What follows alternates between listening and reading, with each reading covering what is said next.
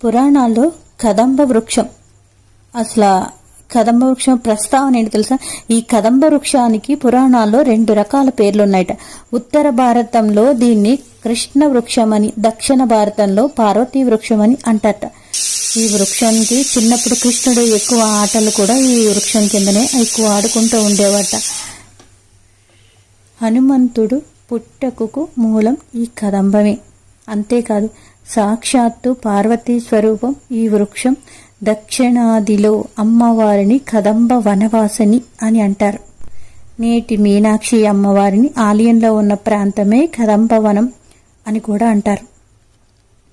ఏది ఏమైనా అన్నా చెల్లెళ్ళు నారాయణ నారాయణిలకు ఈ వృక్షం చాలా సంబంధం ఉందని చెబుతూ ఉంటారు.